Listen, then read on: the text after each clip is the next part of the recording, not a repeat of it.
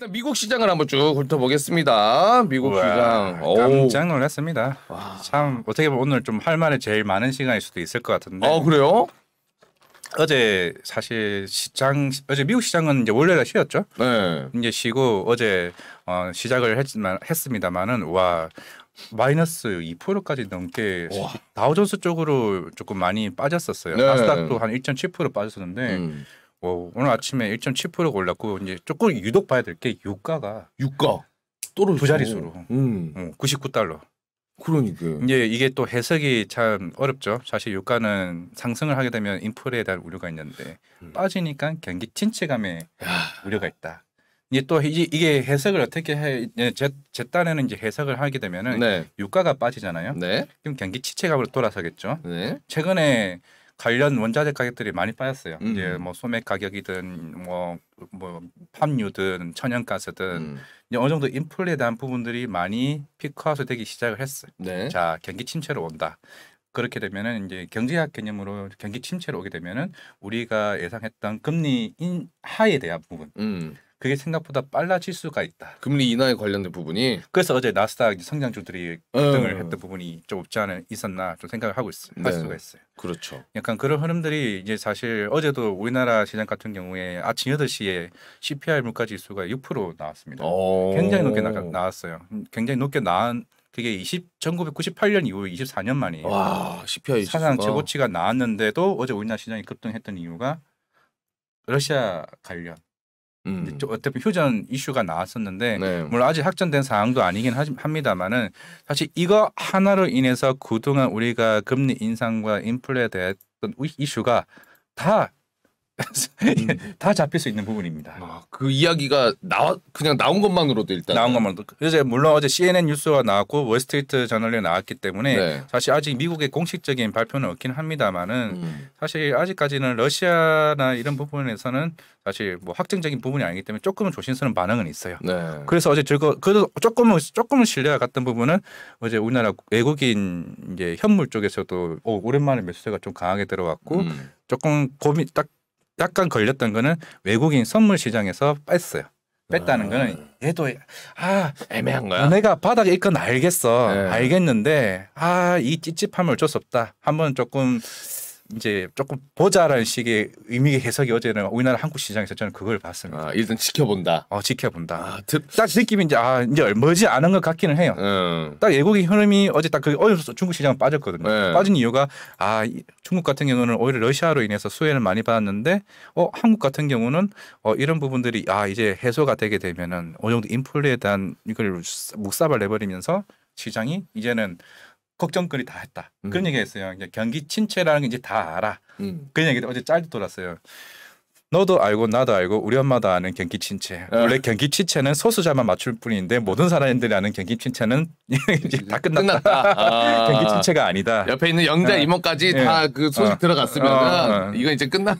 판이다. 너도 나도 다 힘든 거 다 알면 이제 바닥이다. 뭐라도 하겠지. 나라가 뭐라도 하겠고 전 세계가 뭐라도 하겠지라는 흐름이 되지 않을까라는 생각하면서 저도 이제 저번 주에도 살짝 얘기는 했습니다만은 이제 시장에 대한 조금 바닥의 흐름 이제 좀 시장에 대한 흐름이 조금 뒤바뀔 수 있지 않을까 생각을 조금 해보게 돼요. 지금 흐름이 어떤 식으로 되냐면은 2020년도에 시작은 이제 먼저 나왔죠. 증권사에 대한 담보 비율 면제. 그게 이제 지난주에 나오게 되면서 실제로 2020년에도 있었어요.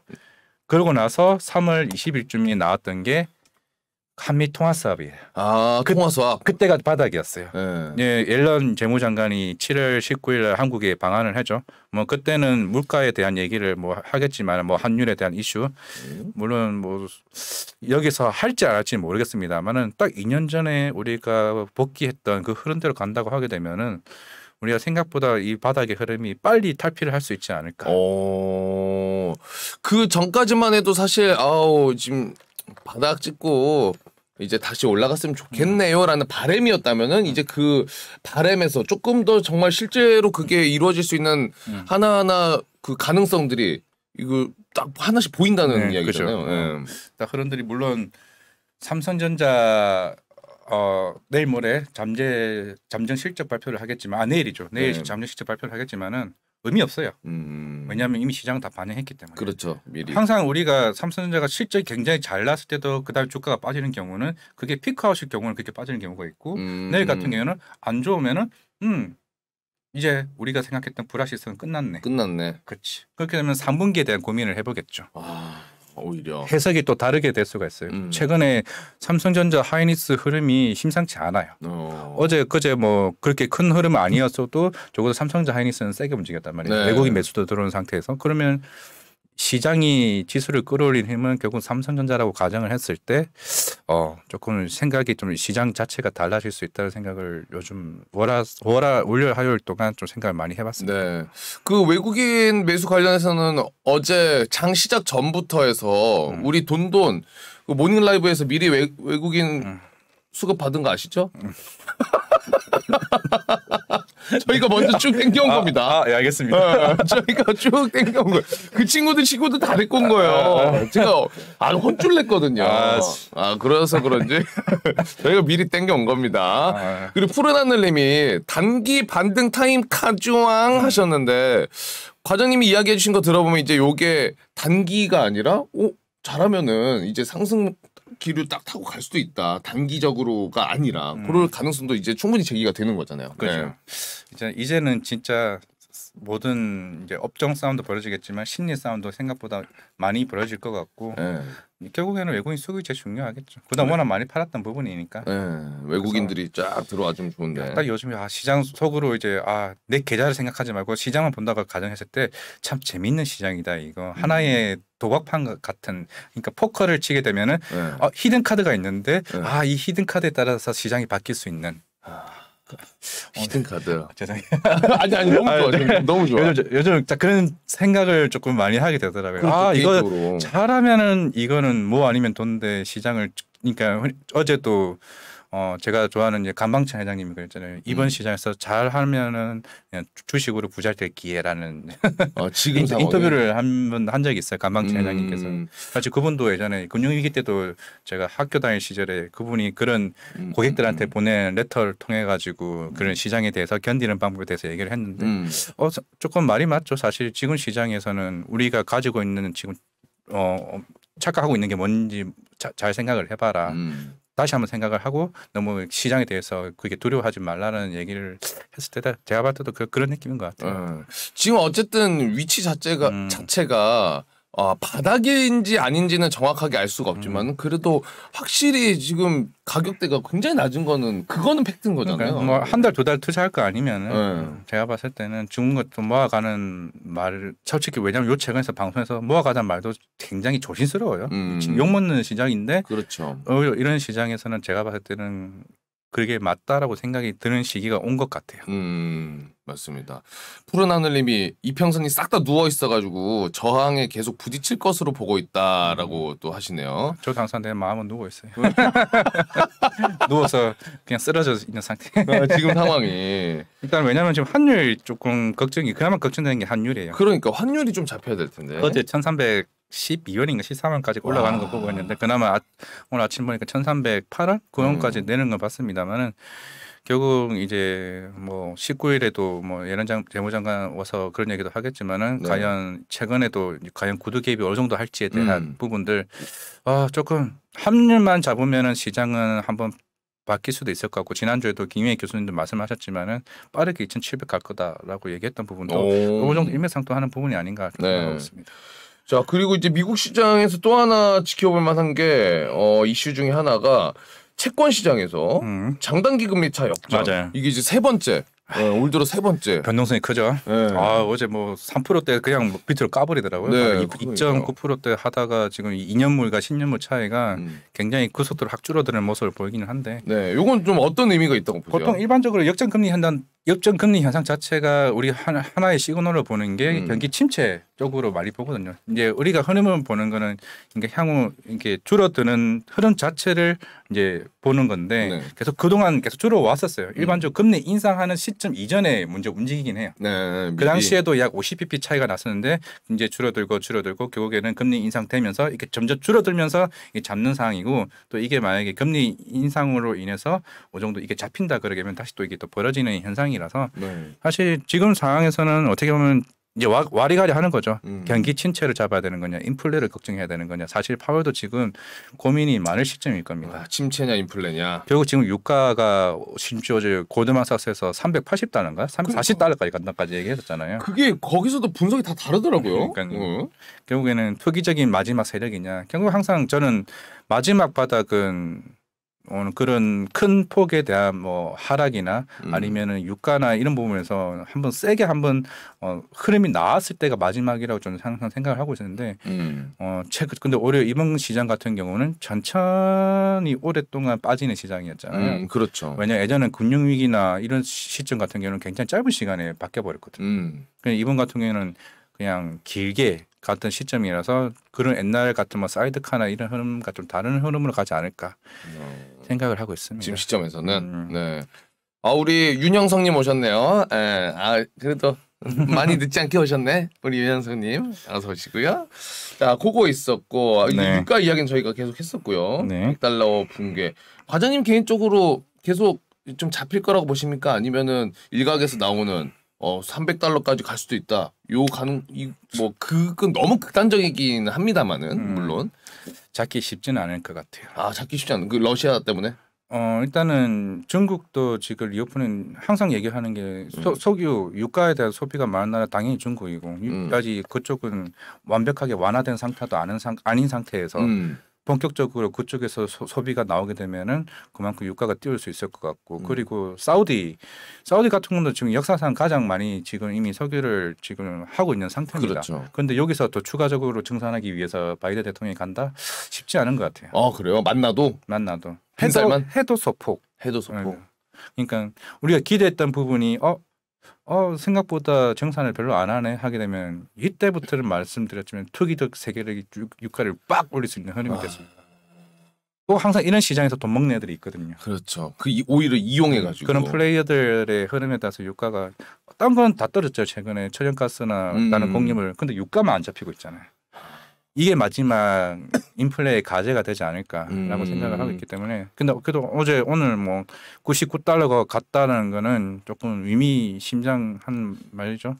그렇죠. 왜냐하면 바이든 대통령이 어제 나왔나요? 그 석유 시추 허가 얘기 나온 이슈가 그동안 자기가 바이든 대통령이 공약을 했었던 걸 파기한 부분이거든요. 그렇죠. 그러면 자기도 이 새끼도 오래 가네. 그린 정책으로 갔는데. 너네 조져야겠다. 그러다 보니까 신재생이 저쪽에 빠져버리는 거야. 오히려. 이게 참 시장 웃기는 거야 이게. 그러니까. 우리는 다 그린 에너지, 그린 법안 다 생각하고 신재생 원전 생각했는데 석유 시추 허가 검토. 그러니까. 참 시장 참 어렵습니다. 그러니까 바이든 대통령도 자기가 이야기해놓은 게 있어가지고 웬만해서는 그렇게까지는 안 하겠지만 얼마나 상황이 심각하면은. 그러니까 시장이 심각하면 그렇게 할까. 그렇죠. 연전연승님은 굳이 바이든 대통령이 가도 사우디에서 인사나 하고 오지 않겠냐. 우리 네온시티 만들고 스마트시티 만들 거야. 야 우리 640조짜리야 이거. 우리 엄청나게 큰 두바이 같은 도시 만들 거야. 아니 개소리 하지 말고 석유나 증산하려고.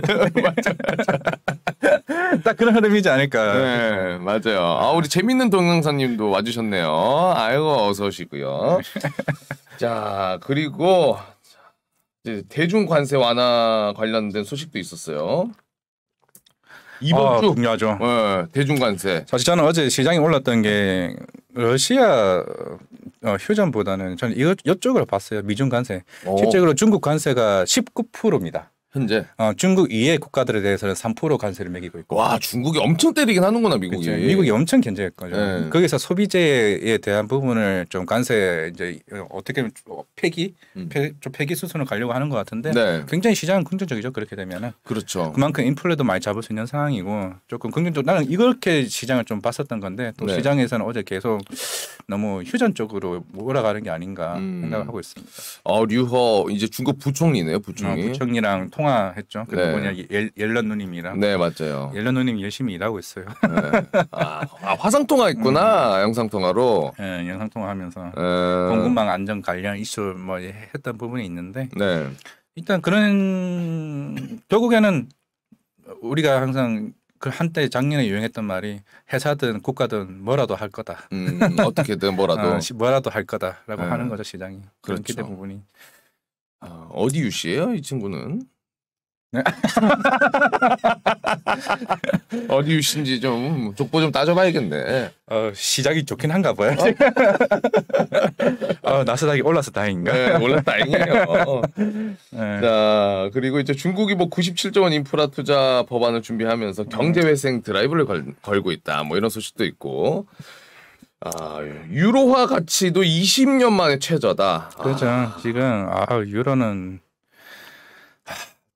독일도 마찬가지겠지만 뭐 인플레 관련 워낙 사실 미국보다는 유럽 쪽이 더 심각한 상황이라서 인플레가. 그러니까 빨리 어떻게 하면 진짜 이 모든 건 다 필요 없어요. 결국 러시아 종전이 돼야 돼. 그러니까 근데 그거 하나만 해결되면은 진짜 우리 국내 증시가 웃는 게 아니라 세계가 웃잖아요. 세계가. 근데 지구촌이 웃어. 지구촌이. 근데 탈세계화는 계속 갈 것 같아요. 탈세계화는. 탈세계화는. 러시아, 중국, 인도는 이렇게 놀고 유럽이랑 미국, 한국은 어디 있지? 우리 따로 놀자. 뭐 이렇게 하겠죠. 눈치 싸움 하면서 지내겠죠. 그렇죠. 우리 유님이 아나운서님 유머에 슬며시 웃고 있어요. 왜 웃긴 거냐고요? 왜 웃긴지 아세요? 어제 커피 드셨으니까 웃긴 거지. 우리 윤님이 받아가지고 그런 거예요. 윤님. 진짜로 웃기신가? 그러면 너무나 또 감사드리고. 자, 그리고 푸른 하늘님도 계속해서 연전연승님, 중국 류씨라고. 중국 류씨. 류씨가 파가 어딨지? 그 류시원, 네. 그 조선시대 가셨네. 역사가 진짜 생각이 안 나는데 유명한 분 계시잖아요. 류씨. 류현진? 누가 야구 장려 안 하는데. 네, 그렇습니다. 네, 자 어쨌든 그런 소식도 있었고. 네. 테슬라, 테슬라도 소식 있네. 테슬라는 업그레이드예요. 업그레이드. 증상 업그레이드. 크게 뭐 악성에 대한 그런 게 아니라. 네. 제가 봤을 때는 시장은 크게 문제가 있을 부분이 많이 시장에 반영을 한 것 같아. 왜냐하면 저번 주에도 저는 좀 안 좋게 시장을 얘기를 했었는데 딱 이번 주부터는 바꿔도 될 것 같다 생각이 들어요. 욕 먹어도 저는 이제 좋게 얘기를 합니다. 그래요? 자신감 있게. 자신감 있게. 이제 좀 생각이 좀 바뀌었어요. 테슬라가 이거 증산 업그레이드 하는데 전 이거 좀 놀랐어요. 중국의 비아디 요게 테슬라를 제치고 신에너지차 판매 세계 1위? 그래요? 뭔 소리야 이거? 그러니까 중국에서 지금 만드는 요 차인데 상반기에만 64만 대를 만들어가지고 태양광이에요? 전기차가 32만 대, 하이브리드 31만 대. 진짜 근데 사실 일본 차 같은 경우는 이번 사실 실적 발표의 중요한 이슈가 그거예요. 도요타와 현대차. 실제 일본의 시총 1위가 도요타잖아요. 만약에 판매 대수나 이런 게 만약에 현대차가 도요타를 따라잡는다. 그러면은 시각 자체가 우리나라 증시에 대한 시각 자체가 달라질 수 있다는 얘기. 왜냐하면 도요타는 이미 하이브리드 쪽 갔기 때문에 그렇죠. 사실 전기차에 대한 부분이 좀 늦게 갈 수 있는 부분이고 현대차는 빠른 시일 내에 전기차로 나왔고 진짜 북미 시장에서 선방을 때렸고 꿈을 이제 향후 시장이 어느 정도 안정화돼 버리고 전기차가 빵 터졌을 때 지금 아이오닉 6도 그렇고. 와, 아이오닉 6 진짜 포르쉐 느낌 나더라고요. 난 앞단 봤을 때는 투스칸이 생각. 저 차 좋아하는데. 뭐 약간 그 느낌이 있네. 앞단을 제가 봐도 참 그 뒷단에는 제가 봐도 정말 매력적이긴 한데 앞단은 왜 자꾸 볼 때마다 투스칸이가 생각이 나지. 그리고 저도 한 가지 아쉬웠던 게 너무 예쁘고 좋은데. 현대 마크가 너무 커. 제가 볼 때 그거는 아쉽다. 그거 너무 크게 했어. 현대자동차. 그 마크 조금만 줄여도. 기아 KN 이게 되게 이쁜데. 그래도 잘 될 거예요. 잘 될 것 같아요. 잘 팔릴 것 같고 이미 전기차 시장은 생각보다 잘 산점하고 있고 유럽 완성차도 늦게 나오는 상황이기 때문에 물론 이쪽은 어떻게 될지 모르지만 중국은 사실 중국 전기차는 중국 쪽에서만 그런 거니까 분위기는 좀 바뀔 것 같아요. 중국 전기차 이거 뭐 불안해서 타노. 중국. 저는 생각보다 많이 팔려서 깜짝 놀랐네요. 현대차는 좀 지금 빠질 때 다음보다 괜찮지 않을까 저는 생각하고 있어요. 현재 상황으로서는 지금 독일 배기가스 조작 그것 때문에 지금 이슈가 생겼던 거지. 그러니까요. 그런 것 같습니다. 네, 어쨌든 미국 시장은 이렇게 저희가 한번 쭉 훑어봤고